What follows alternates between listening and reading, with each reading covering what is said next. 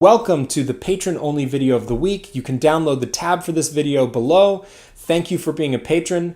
Today we are going to look at last week's loopable exercise from Tommy Jarrell's Backstep Cindy in D, and we're going to simplify it. Because as I progress as a player, my ear is drawn towards simple playing, and I really believe that uncluttered, simple playing is the most beautiful.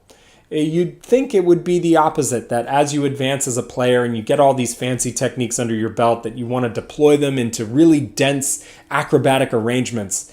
And my taste is going in the opposite direction. The more I progress, the more I listen, the more I practice, the more I play, the more I teach, the more I want to live in a simple musical world. And so this technique today, I'm just going to show you how to take Tommy's very dense loop and make it simple. This is going to be great for you advanced players who want to not have cluttered playing, and it's going to be good for beginning players as well, because this phrase that I'm about to show you is super simple, but it gets at the same musical ideas that we were getting at with Tommy Jarrell's phrase from last week's Banjo Quest. So without further ado, let me play you that phrase right now.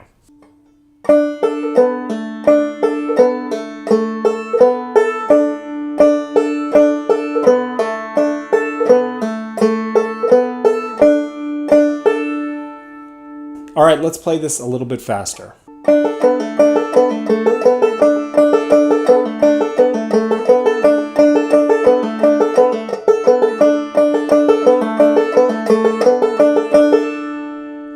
All right, let's see if I can get it going at a good clip.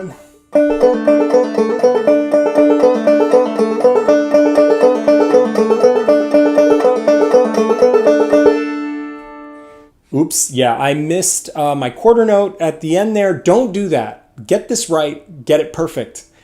Also, we're not looping to memorize these phrases. That's not our goal. We're looping to exercise our deep listening skills, so that you've got to stretch your ears into these exercises and really hear what's going on in your playing. In particular, places to pay attention to here are at this pull-off. Don't drag that sharp. This exercise is even a little bit more difficult to get the pull-off right, because the pull-off is more, it's hanging out in the breeze a little bit more. It's not covered up by subsequent pull-offs, and not the, it's not the round peak bounce. So this pull-off,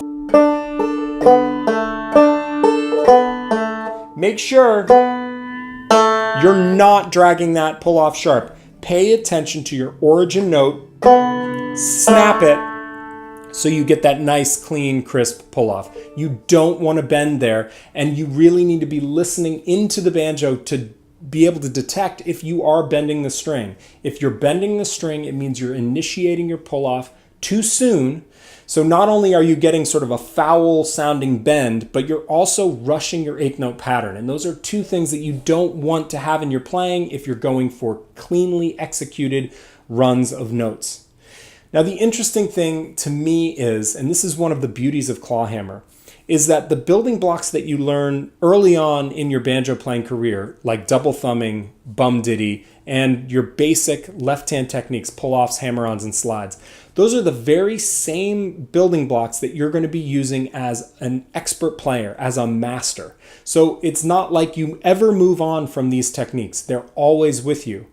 And that's why learning the banjo is such an interesting proposition. You don't need fancy techniques to sound great. You just need to master the basics. And that's why this exercise can serve both the expert player and the beginning player.